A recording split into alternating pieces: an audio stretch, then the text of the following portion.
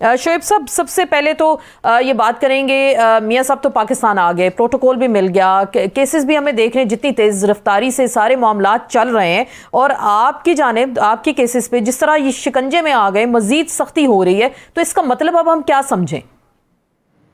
देखिए, इस इलेक्शन के मौके पे इस तरह के एडवेंचर्स, मिस एडवेंचर्स की रियासत मुतहम्मिल नहीं हो सकती। नवाज शरीफ साहब आए, उनको 2 दिन 4 दिन जेल चले जाते तो मेरा ख्याल है वो ऑप्टिक्स भी ठीक हो जाते। ठीक। लेकिन बात यह है कि जिस अंदाज से वो वहां एक रियासत के मुजरिम थे, यूके में बैठे हुए 4 साल के इश्तिहारी मुजरिम थे, वहां जिस तरह उनको एक रियासत का नौकर एक प्रोटोकॉल दे रहा है हाई कमिश्नर,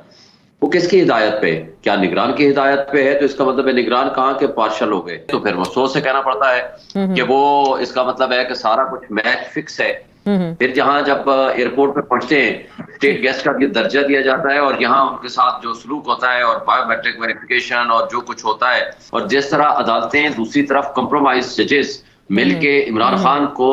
थ्रू करने की कोशिश कर रही है, और ये तर्ज़े अमल जो है उस सारी दुनिया देख रही है, सिर्फ हम थोड़ा देख रहे हैं। ये अब तो इनके इत्तेहादी बोल पड़े हैं, पीपल्स पार्टी हो या जेयूआई हो या कोई भी और पार्टी हो, अब वो सबको नजर आ रहा है कि लेवल प्लेइंग फील्ड दूर की बात है, हमें तो फील्ड ही नहीं मिल रहा। हमारे लोगों को उठाया जाता है, मीडिया हाउसेस पहुंचाया जाता है, पूरे पाकिस्तान में 100 से ज्यादा मकामात पे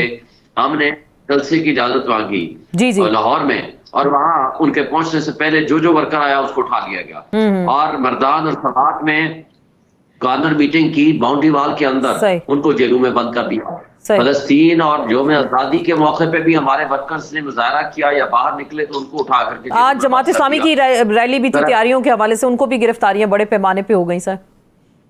इस्लामाबाद में। बस आप देख लें, और करक में हमारे लोगों ने जलसा करने की कोशिश की तो उनको सीधी गोलियां मारी गई। तो ये जो तर्ज अमल नजर आ रहा है, वो सीसीपीओ रियासत के मुजरिम को वहां जो प्रोटोकॉल दे रहा है, आप देख ले वहां लाहौर में, और जिस तरह लाहौर में इकट्ठ करने की कोशिश हुई और जिस तरह इंतजामिया उनके लिए एक बांदी बन के खड़ी हुई है, रियासती इदारे उनके लिए बांदी बन के खड़े हुए हैं। हालात सूरत हाल ये है कि एक शख्स अगर भाई मुल्क से बाहर से आ रहा है, अच्छी बात है उनको, लेकिन आप उसको कानून के मुताबिक चलने दो। लेकिन ये कहना कि एक शख्स को जो कि एक मुजरिम है, रियासत का मुजरिम है, उसको आप वीवीआईपी प्रोटोकॉल दे के लेकर आ रहे हैं और इस अंदाज में पेश कर रहे हैं और दुनिया की आंखों में धूल झोंक रहे हैं, क्या आपकी रियासत मुकम्मल हो सकती है? क्या आपने अवाम को फैसला नहीं करने देना? क्या आपने अवाम और कौम को ये एक मैसेज देना है कि यहाँ जिस शख्स का मरना जीना मुल्क से बाहर, बच्चे बाहर, पैसा बाहर, इलाज बाहर, तो वो यहाँ आएगा सिर्फ इक़्तिदार के लिए आएगा। तो इसका मतलब है कि इस कौम को आप ये एक मैसेज दे रहे हैं कि आप एक गुलाम कौम है, और सिर्फ आप गुलाम नहीं है, तो न सिर्फ वो खुद बल्कि उनकी एक नालायक औलाद भी अब हमारे ऊपर मुसल्लत होगी। और मुसल्लत अगर अवाम उनको एक्सेप्ट करे तो ठीक है, लेकिन अगर आपने एस्टेब्लिशमेंट में कंधे पे बैठ के या एस्टेब्लिशमेंट की गोद में बैठ के अगर आपने हमारे मुल्क के ऊपर मुसल्लत होना है, तो आपकी रियासत अब इन कामों के लिए मुतहम्मिल नहीं हो सकती। जो माशी तबाही इन्होंने 16 महीनों में कर दी है, अब अवाम की तो हालत इतनी बुरी हो गई है। तो आपको लग रहा है अभी यही तो बात हो रही है सर कि क्या वाकई जो लेवल प्लेइंग फील्ड का ये शिकवा है और सब सियासी जमातें इस वक्त कर रही हैं? मैं